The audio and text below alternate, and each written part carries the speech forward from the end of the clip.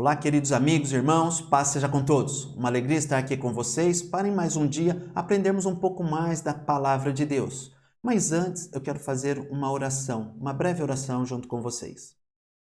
Querido Deus, quero te pedir perdão pelos nossos pecados.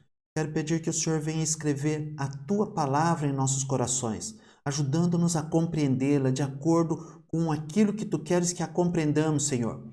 Queremos ter a mente de Cristo, queremos olhar para as coisas como tu olha para as coisas. Nos ajude a cumprir este propósito. É o meu pedido em nome de Jesus. Amém. Hoje nós falaremos sobre umas respostas que o apóstolo Paulo deu à igreja que se localizava na cidade de Corinto, acerca de questões sexuais que estavam ali na igreja, causando muita confusão entre os irmãos. Mas a Bíblia trata desse assunto? Sim, o apóstolo Paulo foi direto. O apóstolo Paulo disse algo que talvez você não saiba e talvez você não aplique à sua vida sexual. Sim, você casado, você casada, você que um dia prometeu ser fiel ao teu marido, você que um dia prometeu ser fiel à tua esposa, a fidelidade vai além de não ficar olhando para a grama do teu vizinho. O que tem a ver a grama do vizinho com a questão sexual? Bom, vou responder para eles e você fica aí, você me ouve.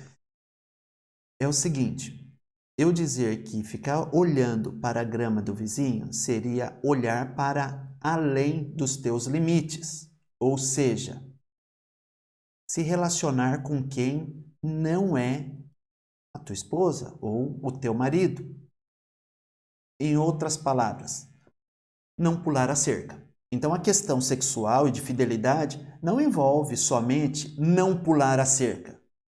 Envolve outras coisas também. E o apóstolo Paulo aqui, ele foi categórico, ele foi direto, ele não rodeou. Em um versículo ele respondeu algo ali que chocou muita gente. Talvez vá te chocar também. Você já leu a tua Bíblia? Já leu o que o apóstolo Paulo escreveu acerca das questões sexuais? Misericórdia, tem isso na Bíblia? Tem isso na Bíblia, inclusive na tua. Isso, aquela lá que poucas vezes é lida. Faremos um pequeno passeio em 1 Coríntios capítulo 7 e sobre isso veremos uma introdução, um problema de moralidade ali na igreja, perguntas indiscretas para alguns, respostas discretas, nem tanto para outros, e uma conclusão. Enfim, nem sempre temos opção de escolher aquilo que preferimos fazer. Não poucas vezes nos deparamos com situações que preferimos não enfrentar, mas em quase todas as vezes devemos encará-las. Olha só, aqui abordaremos um assunto que não é o assunto que deixa todos em uma situação confortável. Não, alguns gostam, outros não gostam. Outros preferem não ouvir sobre as questões sexuais e acabam continuando no mesmo erro. Continuam cometendo os mesmos erros, por não saber o que a palavra de Deus diz acerca disso. Como se fosse pecado ler na Bíblia quando ela fala acerca do sexo.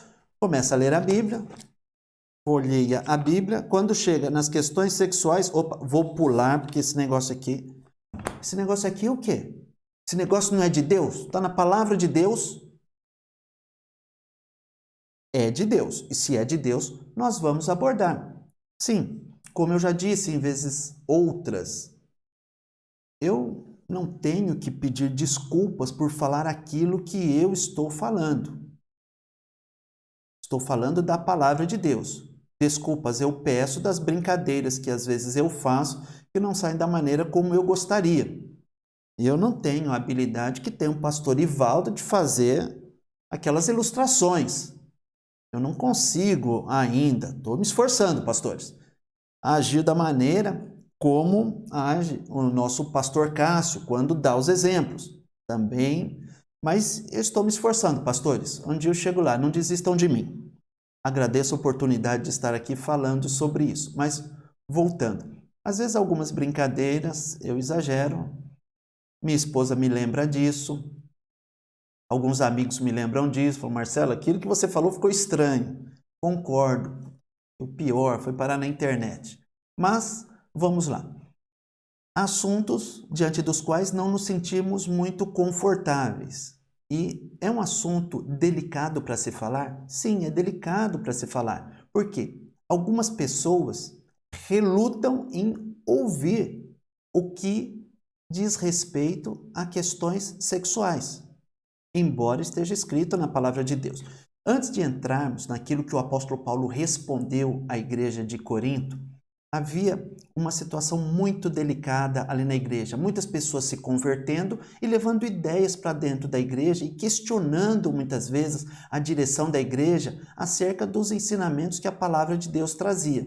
E, em um determinado momento, aquilo causou bastante confusão na igreja, a ponto de as pessoas que estavam tomando conta da igreja de Corinto não saberem responder e recorreram ao apóstolo Paulo. E o apóstolo Paulo, sob a direção de Deus, trouxe a resposta a esses assuntos. Sim. Bom, acerca dos irmãos que não se sentem à vontade, eu quero dizer o seguinte, eu também não me sinto à vontade com algumas situações, e não é por isso que eu vou fugir delas.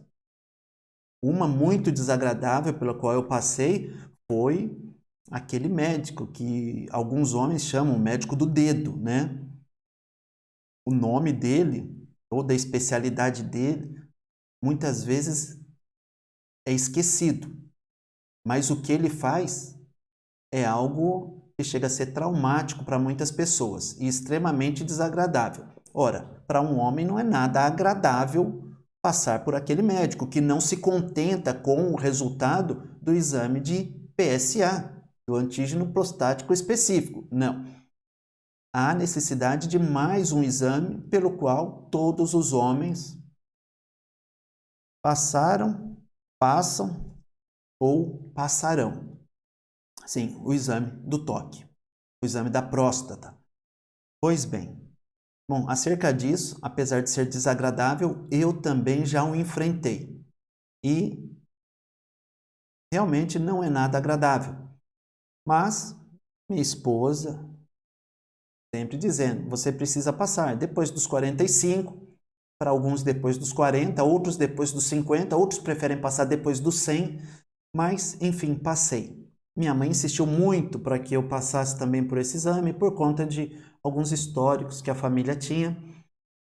Meu pai também perguntava de vez em quando se eu tinha ou não feito, se eu ia fazer, que era importante fazer. Era importante, mas é muito desagradável, então a gente vai adiando aquilo. Da mesma forma que fazemos com o assunto do qual estamos tratando hoje. Não é agradável para alguns, mas é importante. Disso depende a vida, muitas vezes. Sim, se você identificar o problema logo no início, você tem muito mais chance de sobreviver, ainda que seja identificado algum problema, do que se você deixar para depois. Então, em relação a este assunto que falaremos, voltando a falar essa palavra, sexo, é importante, porque se você conseguir enxergar que você tem errado nessa parte, há tempo de corrigir. Correto? Então vamos lá. Mas, para finalizar, depois que eu passei por aquele médico, eu liguei para minha mãe. E a alegria da minha mãe foi tão grande, que se eu soubesse que ela ia ficar tão alegre com aquilo, eu teria até passado antes. Não porque eu gostei, de maneira nenhuma. Foi constrangedor. Constrangedor. Muito, muito, muito. Mas a alegria da minha mãe foi demais. Minha esposa também ficou alegre. O único que não ficou alegre fui eu, mas mãe, te amo, pai, te amo, esposa, te amo, filha, te amo. Vamos lá. O que o apóstolo Paulo escreveu sobre este importante assunto?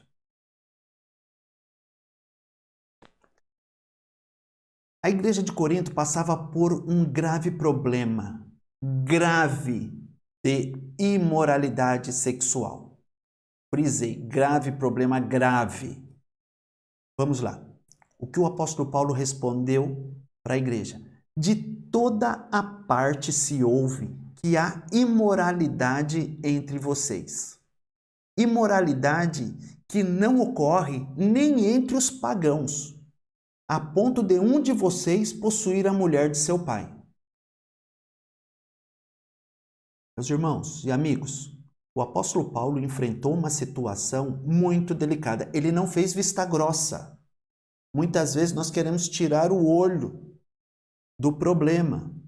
Queremos ignorar o problema.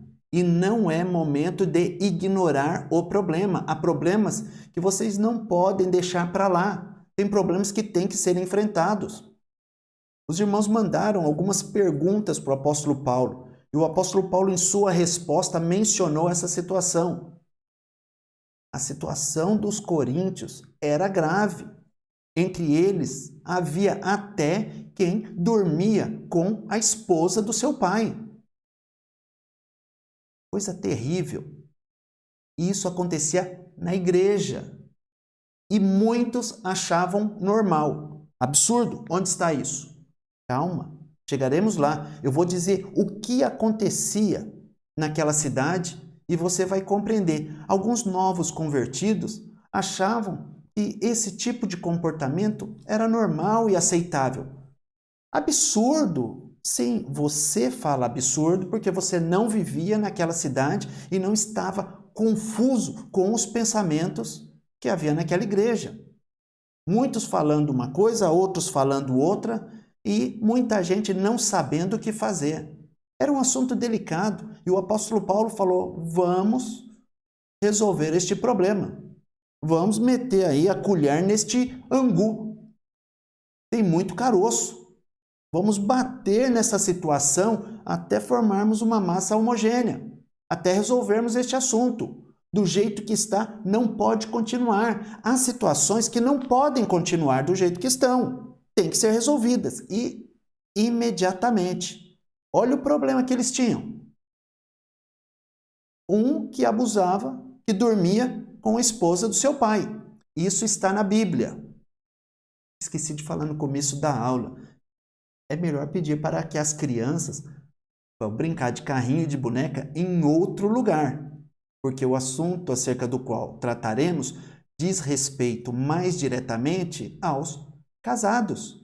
A resposta que o apóstolo Paulo deu aqui foi aos casados. Também, indiretamente, aos solteiros é de interesse. Sim, mas de crianças já não. Então, prosseguindo. A cidade de Corinto era famosa por sua imoralidade. Nela estava o templo de Afrodite, né? A deusa do amor para os gregos, ou a Vênus para os romanos. Esse templo, o templo de Afrodite, contava com mais de 1000 prostitutas sagradas e centenas de prostitutos que se entregavam em festas desregradas como forma de veneração àquela divindade. A cidade de Corinto estava em um lugar onde a situação era bem delicada, era terrível, era uma imoralidade tremenda. Havia ali o templo de Afrodite e neste templo havia mais de 1000 prostitutas. E se prostituindo, eles diziam que estavam venerando, adorando aquela divindade. Eu coloquei entre aspas, porque de divino não tinha nada. Prostitutas sagradas, entre aspas também, porque de santas nada tinham. E se entregavam em festas, que aquilo não era festa, aquilo era uma feira de pecado. Mas enfim, era o costume que havia naquela cidade. As pessoas se prostituíam com a maior naturalidade. Os gregos consideravam mal ou depreciável tudo aquilo que fosse material, e isso incluía o corpo. Sócrates dizia que o corpo é a tumba da alma, Isso foi levado mais adiante por seu discípulo Platão, e os estoicos aplicaram essa ideia a todas as esferas da vida humana. Vamos lá. Corinto estava em um local, Corinto era um local imoral. Os gregos, nós podemos, me permita dividi-los em duas linhas neste aspecto, em duas linhas filosóficas, a dos epicureus e a dos estoicos. Sim, aqueles que foram mencionados por apóstolo Paulo no capítulo 17 do livro de Atos. Então, os gregos, que tiveram o império mundial tomado pelos romanos, os gregos, alguns defendiam que tudo que é material, e você vai ver que isso está relacionado com o que eu vou falar a seguir, os gregos entendiam, alguns, principalmente Sócrates, defendia essa ideia. Tudo que diz respeito à matéria, ao corpo, é ruim, é mal. Tudo aquilo relacionado ao físico é imperfeito, é mal. Não pode tornar o homem melhor. Platão desenvolveu esta ideia e os estoicos defendiam isso em todas as esferas da vida. Quem eram os estoicos? Pessoas que defendiam que o homem tem que se privar de todo e qualquer prazer do corpo para aperfeiçoamento da alma e do espírito. Estes eram os estoicos, ou os ascetas. Os ascetas defendiam a mortificação do corpo para que a alma se purificasse. Do outro lado estavam os epicureus. Estes buscavam todos os tipos de prazeres da vida e pregavam que o que se faz com o corpo não pode afetar a alma. Então, os ascetas, os estoicos, eles defendiam que você não pode ter prazer algum no corpo. Você tem que se privar de todos os prazeres para que a alma se purifique. Do outro lado, os epicureus, que defendiam que você tem que buscar o prazer, porque aquilo que você faz por meio do corpo não pode prejudicar a alma. Então, por um lado, Sócrates e Platão e os estoicos defendiam que o corpo está ligado diretamente à alma. O que acontece no corpo, a alma recebe o seu reflexo. Os epicureus diziam, não, o corpo pode ser usado de qualquer forma. Isso não vai afetar a alma. Em outras palavras, não afetariam a fé que a pessoa tem. Poderia fazer qualquer coisa com o corpo, bastaria ele ter bons pensamentos, e tudo que ele fizesse com o corpo não afetaria. O que valeria para ele seria a intenção. Então, o corpo poderia ser usado para prostituição, mas se ele dissesse que em sua mente, em seu coração, cria em Deus, era o suficiente. E as ações do corpo não atrapalhariam o aperfeiçoamento do seu espírito. Complicado, hein? Os dois conceitos gregos haviam se infiltrado na igreja através dos novos convertidos, causando grande confusão entre os irmãos. Enfim, os irmãos de Corinto foram perguntar para Paulo o que estava certo e o que estava errado.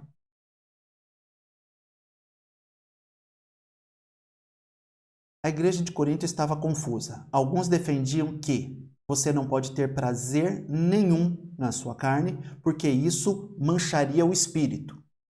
Porque tudo que está relacionado ao corpo é pecaminoso. Do outro lado, as pessoas diziam, não, o corpo realmente ele é mau, mas não pode se comunicar com a alma. Os prazeres que você tem no corpo não prejudicam a alma. Você pode usar o corpo da maneira como bem entender, porque a alma continua pura. O que é como se dissesse que o que vale é o pensamento.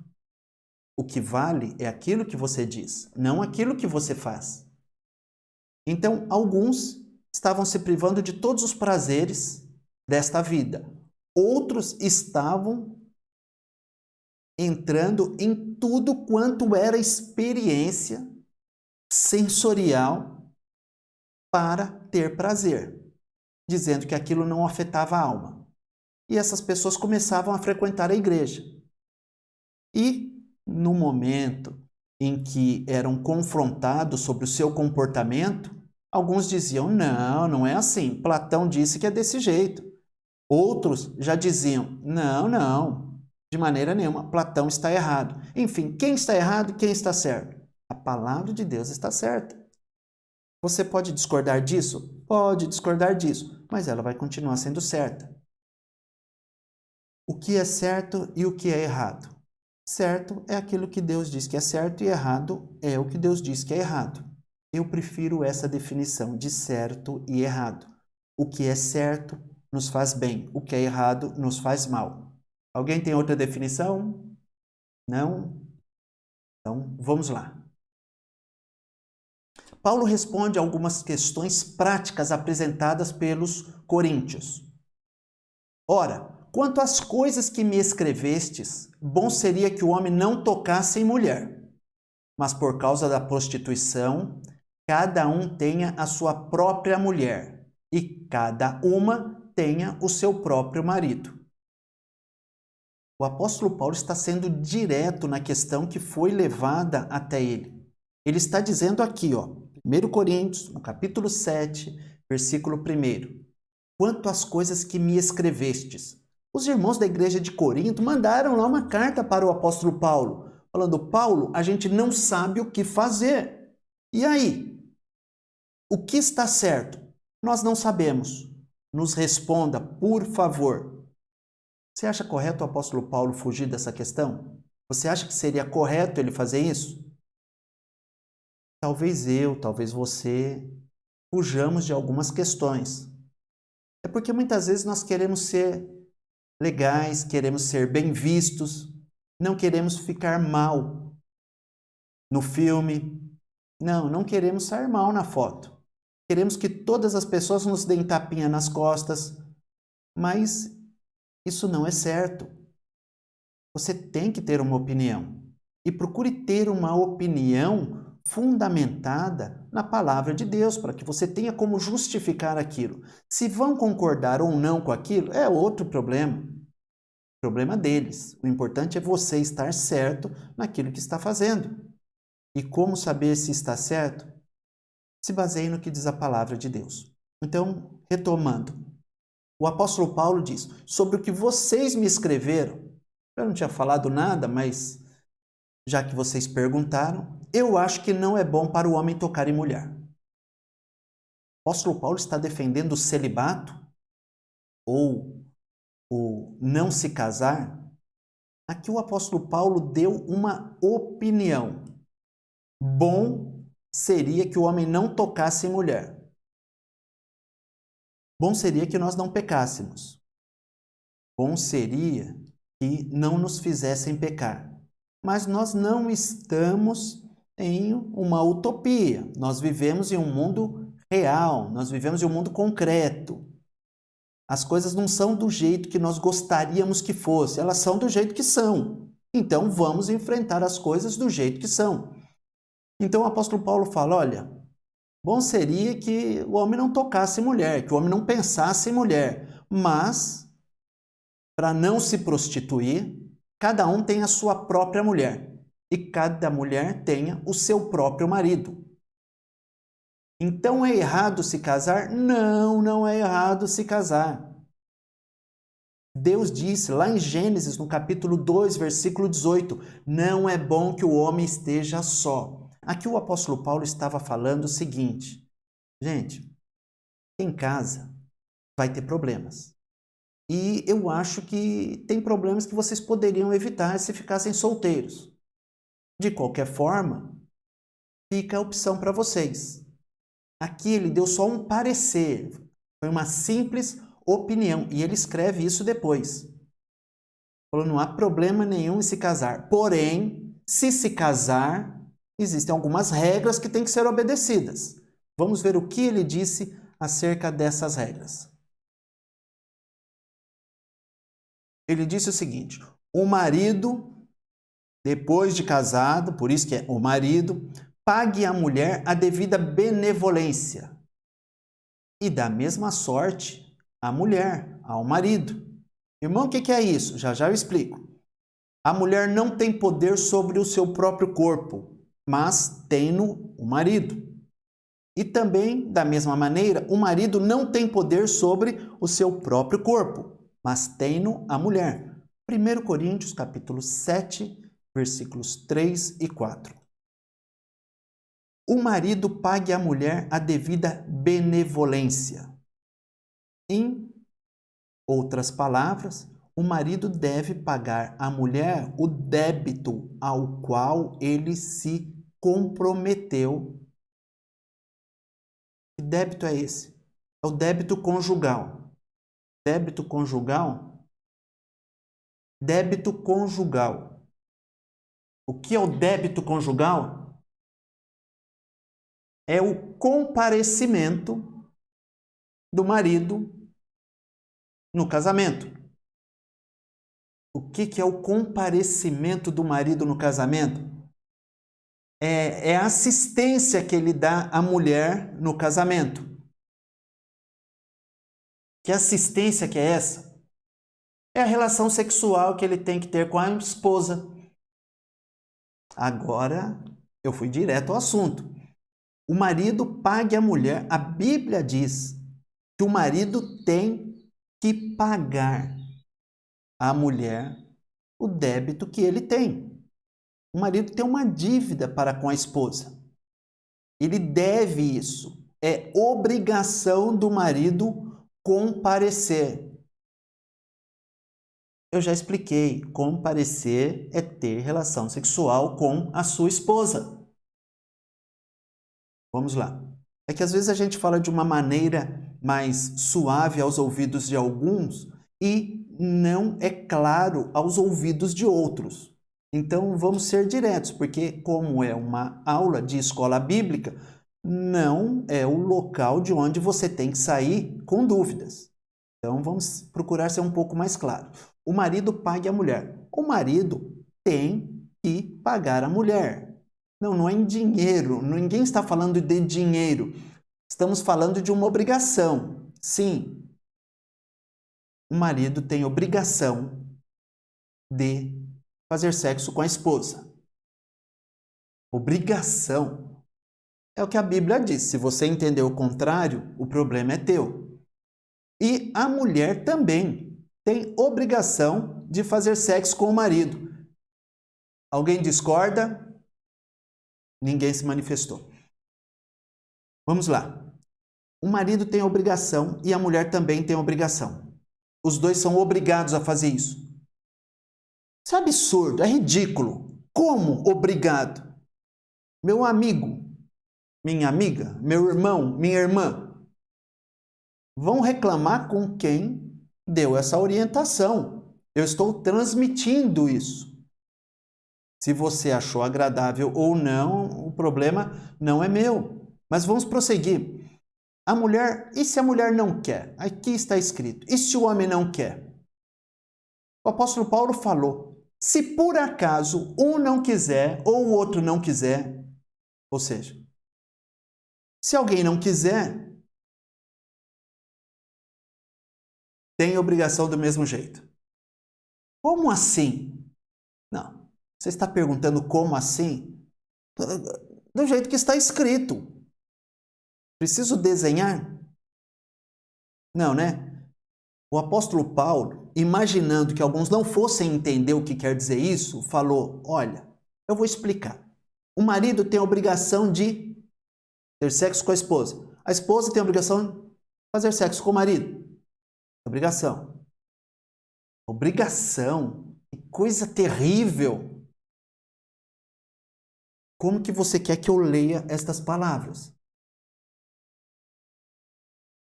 O apóstolo Paulo, sabendo que alguns iam ficar um pouco, iam se sentir estranhos, é a palavra correta? Não seria. Alguns iam se fazer de desentendidos em relação a isso. O apóstolo Paulo falou, a mulher não tem poder sobre o seu corpo. Quem tem é o marido. Quem manda no corpo da mulher é o marido. Credo, que coisa machista. É. E eu acho uma coisa muito feminista, então, só para fazer uma brincadeira. Porque em seguida, no mesmo exato versículo, diz que o homem não tem domínio sobre o seu próprio corpo, mas quem tem é a mulher. Em outras palavras, quem manda no corpo do marido é a mulher. É, a mulher é que manda. Se a mulher chegar e falar, é hoje, não tem essa história do marido falar, hoje eu estou com dor de cabeça, eu estou cansado, hoje eu trabalhei demais, hoje eu não estou afim. O marido não pode fazer isso. Atenção, maridos, entenda. Olha só que coisa esquisita. Quando a pessoa não é casada, ela é tentada para fazer o sexo. Depois que casa, muitos são tentados para não fazer o sexo. Se existe, existe. Se o apóstolo Paulo está dizendo, é porque existe. Pode não existir hoje, aqui na nossa igreja. Como disse o pastor Ivaldo, só existe na igreja dos outros. Na nossa não existe nada disso. Isso se chama ironia. É uma figura da língua portuguesa, uma figura de linguagem que pode ser utilizada quando você fala uma coisa e quer dizer outra. Só uma explicação, porque senão, o que é ironia? Não. Quando o pastor fala, isso só tem nas outras igrejas, significa que ele está dizendo, pessoal, isso serve para vocês também aqui. É uma forma delicada, gentil, até cômica de se dar uma direta em alguém, dizendo que isso serve para outras pessoas, não para ali. Mas o apóstolo Paulo falou, olha, não é o homem que tem que ter o domínio. Para se recusar a pagar esse débito, o homem não tem direito. O homem não tem direito de recusar pagar esse débito à esposa. Calma, eu vou explicar. Há questões de saúde aqui que podem estar envolvidas. Muitas vezes, uma pessoa enferma não pode ter uma vida sexual ativa de uma maneira normal. Ela tem que se tratar. Há situações em que as coisas fogem àquilo que está dito aqui. Como assim fogem ao que está dito na palavra de Deus? Me permita explicar. Se o marido passou por uma cirurgia, a esposa não pode chegar no coitado e falar, é hoje, se prepara. Não pode. Tem que respeitar a situação da enfermidade. Às vezes, a esposa fez uma cirurgia ou passa por problema de saúde. Aí também não, né? Nessa hora, a exigibilidade do pagamento do débito está suspensa, juridicamente falando. Ou seja, a mulher está livre de pagar o débito para o marido porque não está bem de saúde. Ah, tem dor, vai ao médico. O marido, não sei o que acontece comigo, as coisas não andam mais como andavam antes. Eu estou mais parecido com Abraão antes de receber aquela bênção que ele recebeu aos 100 anos.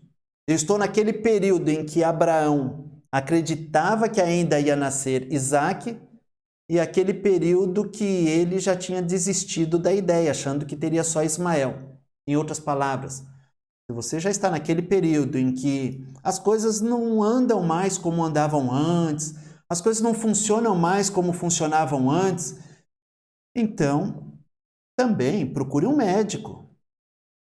Abraão, ele orava bastante e Abraão teve o seu problema resolvido. Abraão não passou pelo médico, foi a base da oração. Abraão tinha uma fé muito grande, Abraão tinha uma promessa de Deus e recebeu um reavivamento com Sara e depois se estendeu por mais, pelo menos, umas 2 décadas. Abraão tinha 100 anos quando nasceu Isaque, Sara faleceu com 127, Sara tinha 90 anos, Então, por 37 anos ainda, Abraão continuou ali naquela bênção. Bom, prosseguindo. Próximo versículo. Não vos defraudeis um ao outro, senão por consentimento mútuo, por algum tempo, para vos aplicardes à oração. E depois ajuntai-vos outra vez, para que Satanás vos não tente pela vossa incontinência. Aqui o apóstolo Paulo está dizendo o seguinte, logo na sequência, não vos defraudeis ou não vos priveis. Em outra palavra, não deixe de fazer sexo se você é casado. Se você é casado, não deixe de fazer sexo. Se não por consentimento mútuo. O que é consentimento mútuo? Consentimento dos dois. Os dois decidem, por algum tempo, se aplicar à oração. Então, vamos lá. A Bíblia diz que o casal pode dar um tempo? Sim, só por consentimento mútuo na questão sexual. Por algum tempo, um espaço curto de tempo. E desde que seja para se aplicar à oração. Não é aquele, vamos dar um tempo. Não existe vamos dar um tempo por dar um tempo. Não existe isso. Só pode dar um tempo para se aplicar à oração e por um tempo curto. E depois o apóstolo ainda diz, depois ajuntai-vos, ou seja, volte a ter relações sexuais, para que Satanás não vos tente pela vossa abstinência, pela falta de fazer sexo, para que Satanás não venha colocar minhoca na cabeça da mulher, depois de um longo período sem fazer sexo com o marido, comece a olhar para outros homens, tendo ideias do que fazia com seu marido, ou do que deve fazer só com o seu marido. E também o marido não pode ficar tempo sem fazer o sexo com a esposa, porque senão vai começar a ter pensamentos incorretos. Porque Satanás vai lançar esses pensamentos nele. Gente, eu não estou falando grego. A Bíblia foi escrita em grego, mas está traduzida para o português. O apóstolo Paulo aborda essa questão de uma maneira direta e clara. Não tem essa história do marido, hoje eu não quero, nem adianta. A Bíblia diz que quem tem poder sobre o corpo do marido é a mulher. A mulher pode chegar e falar, eu quero, e é hoje. E aí, meu amigo, queira ou não, você tem a obrigação de fazer. É isso. Ponto. Mas isso é uma violação da consciência. Então não casasse. A regra estava aqui.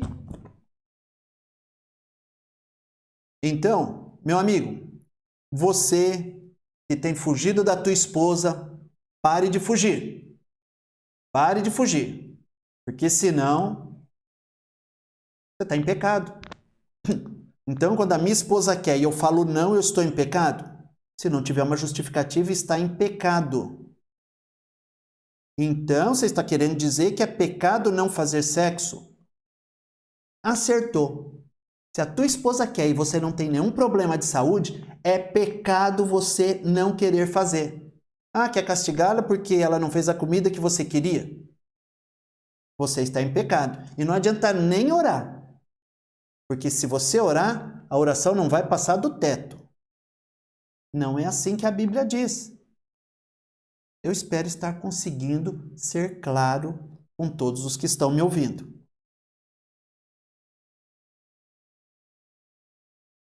Sexo antes do casamento ou fora dele é pecado.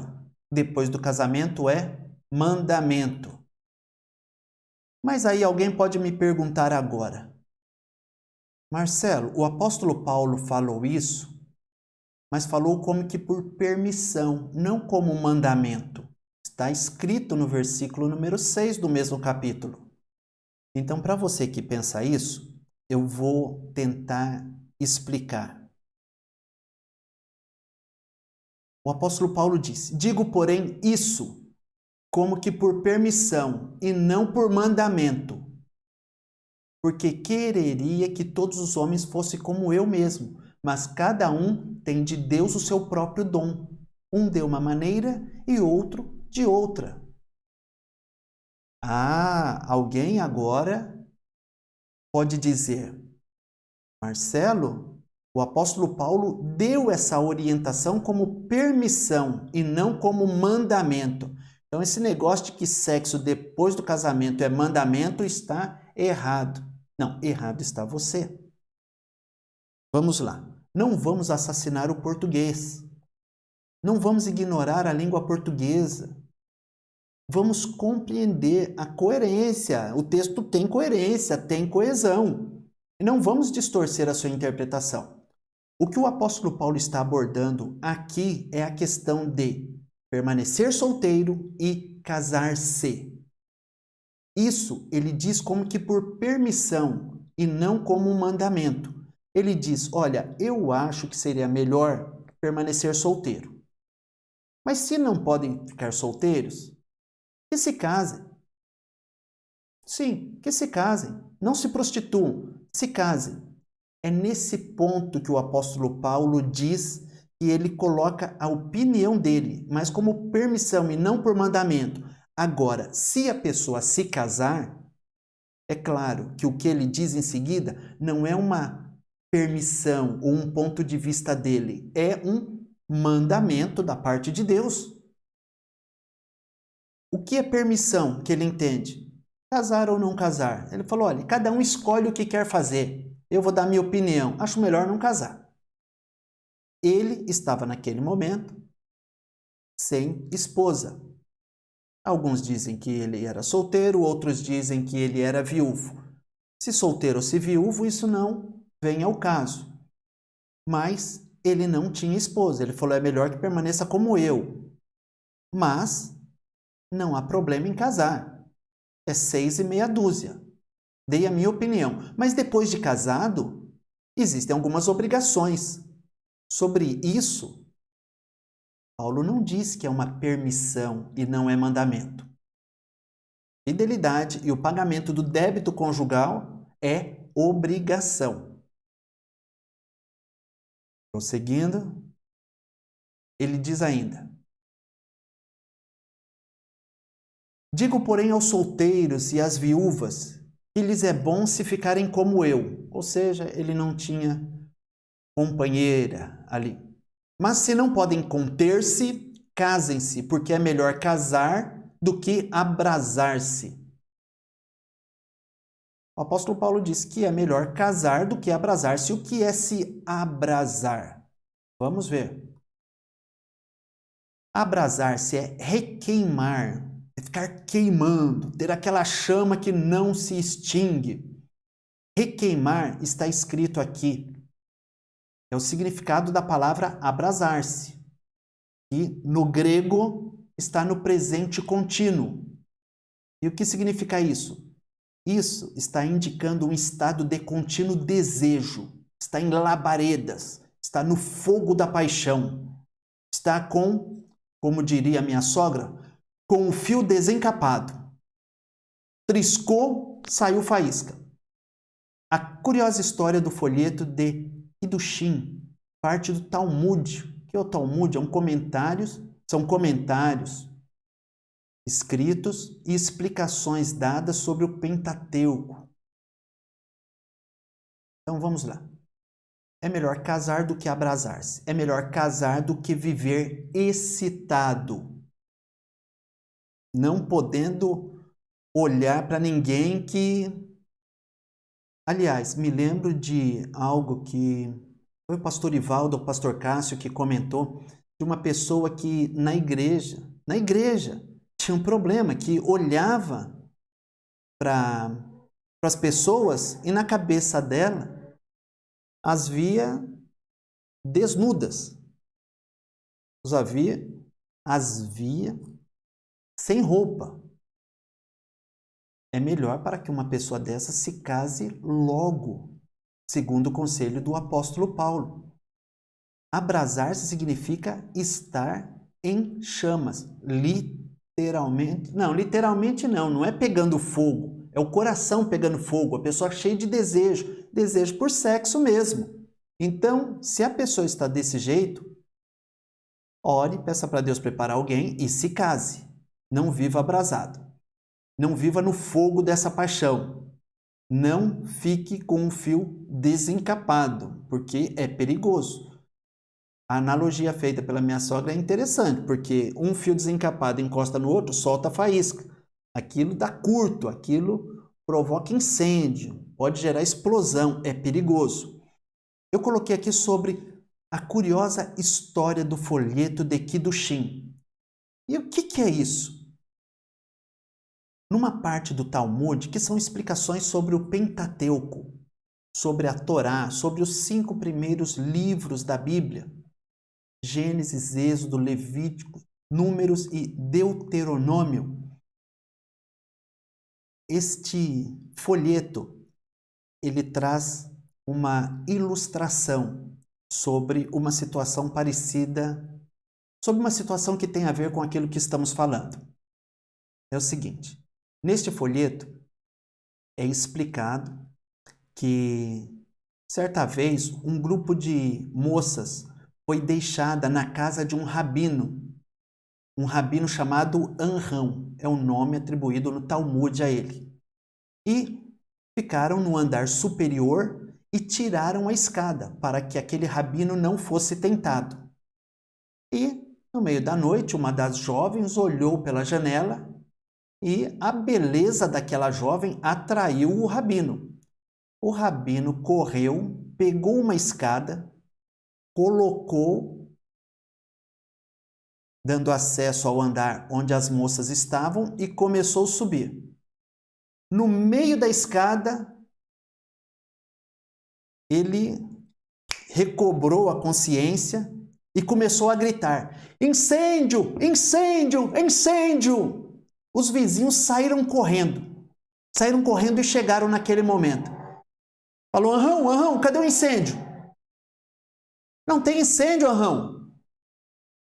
Anrão, você nos enganou, você nos desgraçou, Anrão. Nós estávamos em outros compromissos. E você começou a gritar dizendo que tinha incêndio quando não havia. Anrão disse: havia sim.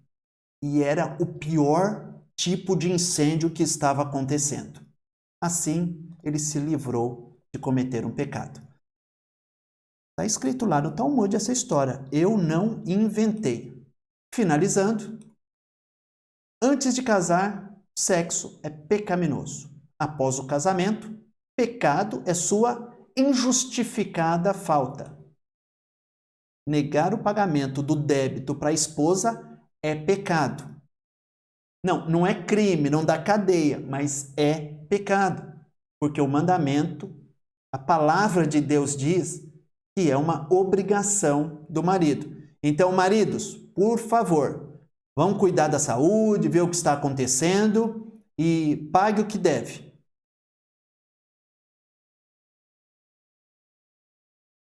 Venerado seja entre todos o matrimônio e o leito sem mácula. Porém, aos que se dão à prostituição e aos adúlteros, Deus os julgará. Hebreus capítulo 13, versículo 4. Olha só, para aqueles que conseguiram escutar até agora o que eu disse, não é pecado o relacionamento sexual entre um casal, entre o marido e a mulher. Não há problema nenhum. E quantas vezes? Não sei, se vira com a tua esposa, conversa com ela. Quantas vezes ela quiser, pronto. Vamos lá. Mas converse com a esposa. Converse com a esposa antes. A Bíblia diz que venerado, honrado, deve ser honrado. Pode ser desejado por qualquer um. Não há erro em ter um leito sem mácula. O que é um leito sem mácula? É uma cama sem mancha? De maneira figurada assim. O que é um leito sem mácula? Uma cama sem mancha. É um relacionamento sexual saudável entre marido e mulher. Deve ser respeitado, deve ser honrado. deve ser buscado um matrimônio sem mácula e um leito sem mácula também. E o apóstolo Paulo coloca aqui, fazendo uso de uma conjunção adversativa, porém, mostrando um outro lado da situação. Se o teu matrimônio não é sem mancha e se a tua cama tem sido manchada, a coisa vai ficar feia para você, porque Deus vai te julgar. Então, por um lado, sexo no casamento, legal. E é legal mesmo, viu? E fora do casamento, não é legal. E vai ser julgado. E na igreja de Corinto, alguns estavam aprontando muita coisa errada. E finalizando, quero trazer o último versículo aqui. Os últimos 2 versículos. Lembrando que, para quem pisou na bola, tem salvação. E o apóstolo Paulo disse isso. Não erreis. Gente, não erra mais. Vocês já erraram demais. Vocês são muito cabeçudo. Para com isso.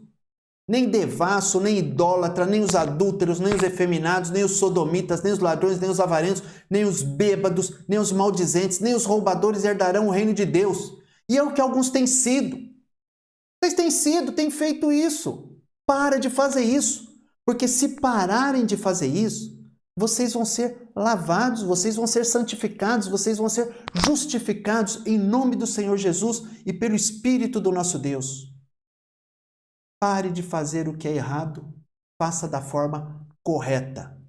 Deus vai te abençoar. É o que tínhamos para hoje. Tenha uma excelente semana e até a próxima aula, quando voltaremos a Provérbios capítulo 8. Deus os abençoe.